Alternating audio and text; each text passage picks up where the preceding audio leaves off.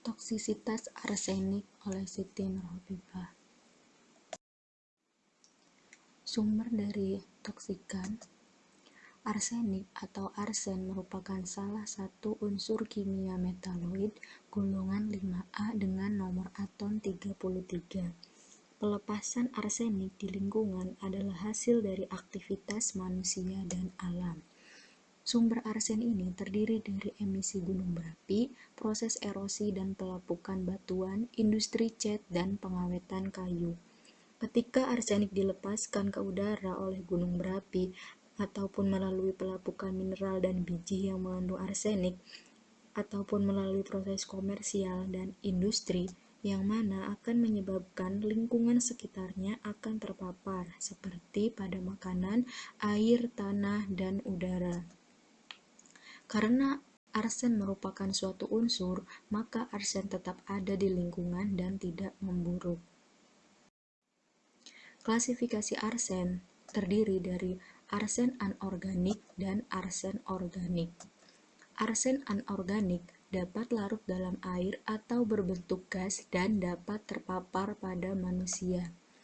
Kemudian, arsen anorganik dapat menyebabkan berbagai gangguan kesehatan kronis, terutama kanker. Senyawa arsen anorganik yang memiliki tingkat racun tertinggi yaitu arsenik trioksida, arsenik triklorida, dan juga gas arsin. Sedangkan untuk arsen organik biasanya dipandang kurang beracun daripada arsen anorganik. Arsenobetain dan arsenokolin adalah bentuk organik yang dikenal sebagai arsen ikan dan relatif tidak beracun bagi manusia.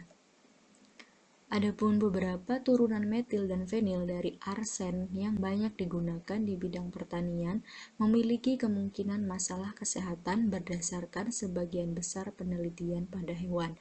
Contohnya asam monometil arsonat dan juga asam dimetil arsinat. Karakteristik arsen itu memiliki 3 bentuk warna, yaitu kuning, hitam, dan abu-abu. Arsen ini berbentuk sangat rapuh, berbentuk kristal, dan semilogam benda padat. Ketika dipanaskan, arsen akan cepat teroksidasi menjadi oksida arsen yang berbau seperti bau bawang putih. Arsen dan beberapa senyawa arsen dapat langsung tersublimasi, berubah dari padat menjadi gas tanpa menjadi cairan terlebih dahulu. Kemudian, zat dasar arsen ditemukan dalam 2 bentuk padat yang berwarna kuning dan juga metalik. Adapun sifat fisik dari arsen yaitu memiliki massa jenis sebesar 5,727 gram per cm kubik dengan titik lebur yaitu 817 derajat Celcius dan titik didih yaitu 614 derajat Celcius, dan kalor peleburan serta kalor penguapan maupun kapasitas kalor bisa terlihat di slide ini. Kemudian untuk rute paparan keracunan arsen itu dapat melalui 3 proses. Yang pertama, proses menelan, yang kedua melalui kulit, yang ketiga melalui saluran pernafasan. Nah, pada proses menelan ini, arsen yang tertelan akan masuk ke saluran pencernaan, yang mana melalui kerongkongan, lambung, dan kemudian ke usus dan diserap masuk ke dalam aliran darah untuk selanjutnya tersebar ke seluruh tubuh. Sumber utama paparan arsen itu melalui yang pertama ada makanan yang mengandung arsen, itu berupa makanan laut terutama yang seperti kerang, tiram, remis, kepiting, dan lain-lain. Yang kedua, ada juga arsen dari air dan tanah. Air sumur yang terkontaminasi oleh sumber alam seperti batuan dasar yang mengandung arsen, contohnya di negara Bangladesh maupun India itu tingkat kontaminan arsennya sangat tinggi. Yang kedua, melalui kulit. Bagian kulit yang sering terpapar arsen adalah tangan dan lengan bawah. Adapun kerusakannya itu dapat berupa bercak-bercak atau bintik berwarna kemerahan, luka bakar, dan peradangan kulit. Itu seperti terlihat pada gambar ini. Arsen ini yang mana dapat menembus permukaan kulit dan merusak jaringan di bawah kulit, sehingga dapat diserap ke dalam aliran darah, kemudian sampai ke organ-organ tertentu. Yang ketiga, melalui saluran pernafasan. Arsen ini masuk melalui saluran pernafasan dapat berupa gas uap atau debu halus yang tidak dapat dilihat oleh mata. Keracunan bahan kimia di industri sebagian besar disebabkan oleh penghirupan arsen di lingkungan kerja. Contohnya, pada industri cat maupun pengawetan pada kayu. Arsen yang masuk melalui saluran pernafasan dapat berupa iritasi pada mukosa hidung dan saluran pernafasan. Dapat pula merusak jaringan paru. Apabila arsen masuk ke dalam aliran darah, maka akan menimbulkan kerusakan pada organ tertentu. Kemudian, untuk gejala keracunan toksisitas arsen, yang pertama itu adalah keracunan akut dengan ditandai gejalanya seperti muntah, sakit perut, ensefalopati, dan diare encer yang mengandung darah.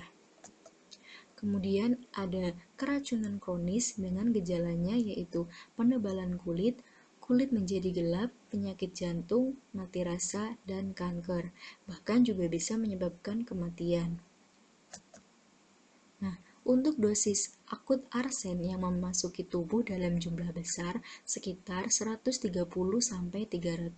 mg.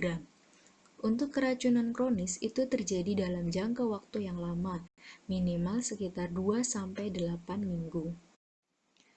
Pencegahan dari toksisitas arsen yang pertama, untuk mengurangi pencemaran arsen pada tanah itu dapat menggunakan tanaman hiperakumulator yaitu Pteris vittata dan Pyrogramma cholomelonas. Kemudian, untuk mengurangi pencemaran arsen di air, dapat juga menggunakan filter atau dengan metode pengendapan supaya menghasilkan air yang bersih. Kemudian, untuk penanganan keracunan arsen dapat menggunakan senyawa kimia yaitu 2,3 dimercaptosuccinic acid atau DMSA yang mana merupakan senyawa organik yang larut dalam air yang mengandung 2 gugus tiol. Kemudian, pemberian antidot British antilewisit atau BAL diberikan kepada korban yang mengalami keracunan arsen untuk menetralisir efek racun. Berikut adalah beberapa contoh kasus keracunan arsenik. Yang ini terjadi pada tahun 2016, yaitu keracunan massal terbesar dalam sejarah, yang mana 20 juta warga minum air tercemar arsenik. Kasus ini itu terjadi di wilayah Bangladesh, yang mana dari keracunan ini menyebabkan berbagai macam penyakit, yang mana sekitar 43.000 orang tewas. Arsenik ini mulai mencemari sumber air warga ketika pemerintah Bangladesh mengebor jutaan sumur tabung dangkal untuk menyediakan air bersih bagi warga desa pada tahun 1970-an. Kemudian, pemerintah itu tidak menyadari kalau tanah di sekitarnya mengandung arsenik alami. Nah, menurut laporan HRW, tidak ada pengawasan yang tepat dan melekat dari pemerintah dalam mengamankan suplai air.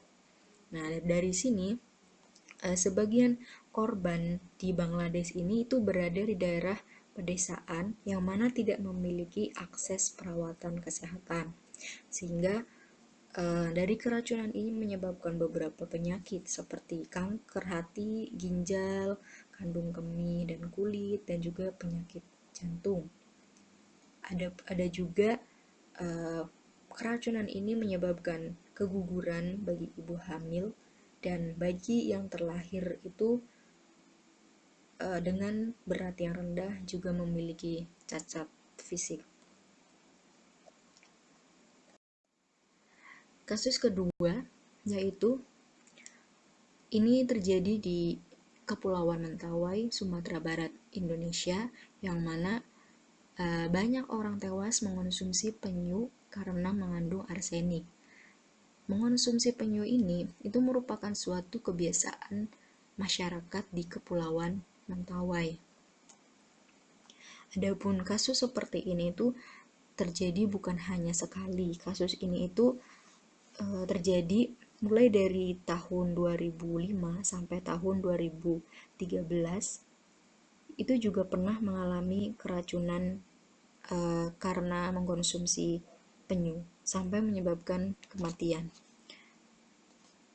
Racun arsenik ini bisa terdapat di penyu itu karena konsumsi penyu itu biasa memakan makanan laut yang berupa alga, ubur-ubur maupun makanan lain yang mengandung kontaminan logam berat dari laut itu, yang mana semakin tua usia penyu ini, semakin tinggi pula kandungan racunnya. Kasus ketiga juga hampir sama, yaitu kerang yang mengandung arsenik dan sianida. 63 warga Jeneponto keracunan, 2 meninggal. Ini terjadi di Makassar pada tahun 2016. Yang mana kerang ini itu sebenarnya merupakan makanan laut dari golongan Mollusca bivalvia yang mengandung arsen dengan konsentrasi yang cukup tinggi. Jika memakannya masih dalam batasan normal, maka racun arsen ini bisa terekspresi melalui urin selama 48 jam setelah konsumsi. Akan tetapi jika yang dikonsumsi dalam jumlah besar, maka dapat menyebabkan keracunan, bahkan juga kematian.